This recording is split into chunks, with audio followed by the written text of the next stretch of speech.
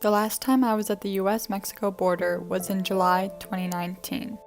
Trump's zero-tolerance policy was still in place. Wall construction was in full swing, the Remain in Mexico policy had just begun, essentially eliminating asylum, detention centers were overcrowded, ICE was on full raid mode, and deportations skyrocketed as more children were separated from parents.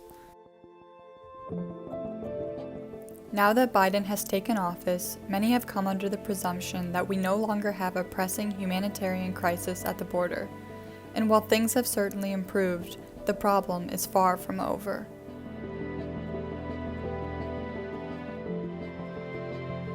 On Biden's first day in office, he enacted 8 executive orders regarding immigration.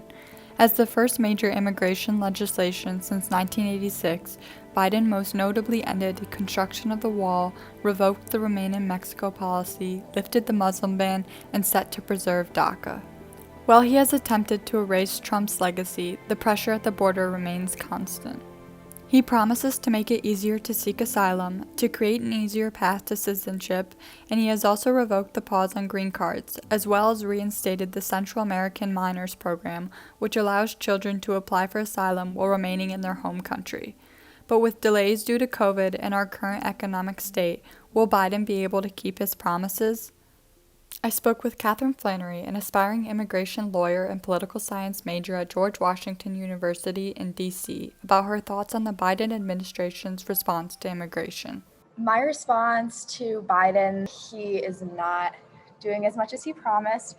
I will acknowledge that he has only been in office for 50 days, but especially with COVID coming kind of on the downhill trends, they're seeing an increase in migration. So right now, especially with a lot of the camps on the border for children in particular, they're full, which is highly concerning because not only are there not enough lawyers to be there with them to make sure that they're able to be in contact with their parents, but also it's overwhelming for the system because there's too many people in a small area. That's ultimately how people, especially children, die in the hands of Border Patrols.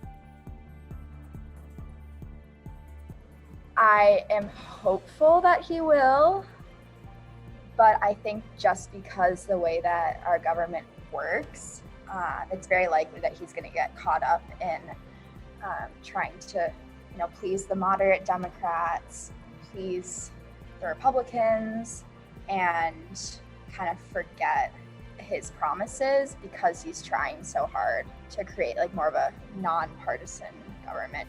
But we cannot forget to acknowledge that as the deportations continue and the youth migrant facilities stay open, our nation continues to profit off of the vulnerable.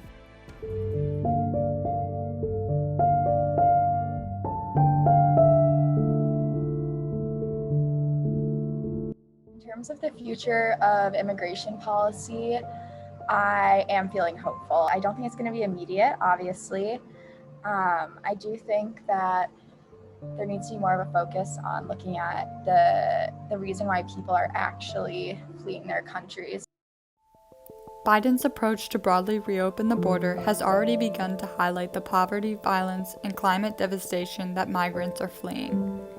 The immigration system Biden envisions will take months, if not years, to be fully implemented, forcing the administration to scramble to find space or to turn people away. Despite some progress, we must remember that finding a solution to humane immigration policy and reform is far from over. For now, I hold on to the hope that the next time I return to the border, things will be different.